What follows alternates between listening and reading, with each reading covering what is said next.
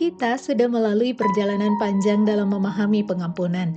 Kita belajar tentang hambatan dalam mengampuni dan 3 tahapan pengampunan, yaitu menghadapi luka dan kemarahan, membuat keputusan untuk mengampuni, dan bahkan melatih empati terhadap orang yang menyakiti kita. Silakan klik link di kolom deskripsi untuk menonton 4 video sebelumnya. Sekarang pertanyaannya adalah, setelah semua ini apa yang berubah?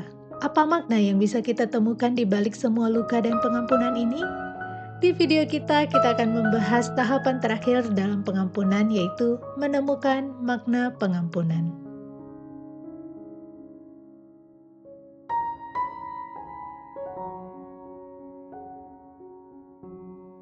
Pengampunan bukan hanya tentang melepaskan seseorang dari kesalahan mereka. Pengampunan adalah perjalanan yang bisa mengubah kita, membentuk hati kita, membuka mata kita terhadap makna yang lebih dalam, dan membawa kita ke pertumbuhan pribadi yang tidak pernah kita bayangkan sebelumnya. Misalnya seseorang yang pernah merasa tidak cukup baik di mata orang tuanya. Setelah melalui proses pengampunan, mungkin mulai memahami bahwa dirinya berharga, bukan karena penilaian orang lain, tetapi karena dirinya sendiri memiliki nilai yang tidak tergantikan. Atau seseorang yang pernah dikhianati oleh sahabatnya. Setelah melalui proses panjang, mulai menyadari bahwa kepercayaan memang bisa rusak, tetapi hatinya tetap bisa dipulihkan, dan tidak semua orang di dunia ini akan menyakitinya. Pada akhirnya, pengampunan tidak hanya mengubah cara kita melihat orang lain, tetapi juga cara kita melihat diri kita sendiri.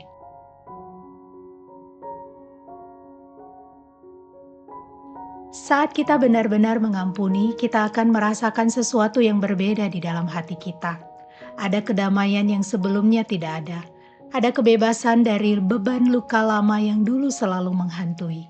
Kita juga menjadi lebih peka terhadap perasaan orang lain. Lebih bisa memahami bahwa di balik setiap tindakan seseorang ada cerita yang belum kita ketahui. Pengampunan melatih kita untuk menjadi lebih lembut, tetapi bukan lemah. Lebih bijaksana, tetapi bukan sinis.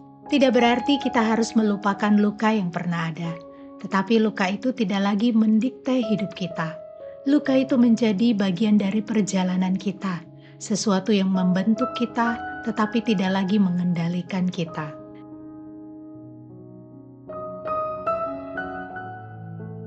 Salah satu kisah terbaik tentang menemukan makna di balik pengampunan adalah kisah Yusuf dan saudara-saudaranya dalam Kejadian 50 ayat 20.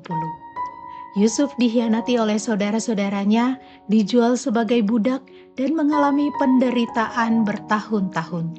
Tapi ketika ia akhirnya berkuasa di Mesir dan bertemu kembali dengan saudara-saudaranya, ia berkata, "Memang kamu telah mereka-rekakan yang jahat terhadap aku, tetapi Allah telah mereka-rekakannya untuk kebaikan."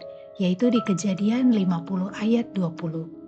Yusuf mampu mengampuni karena ia memaknai ulang peristiwa menyakitkan dalam hidupnya.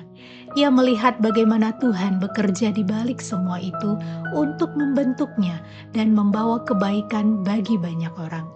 Kita juga bisa belajar dari kisah Yusuf.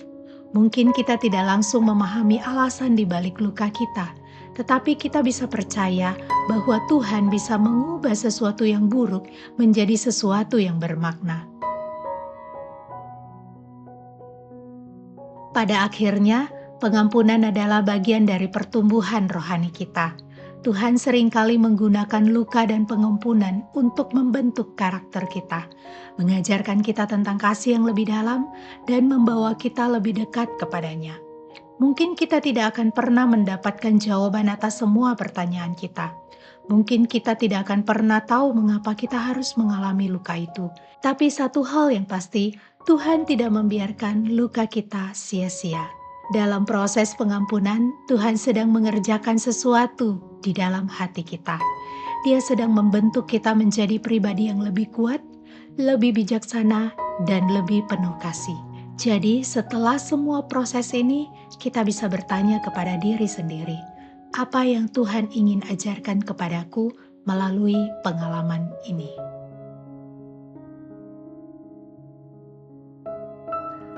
Pengampunan bukan sekedar akhir dari luka.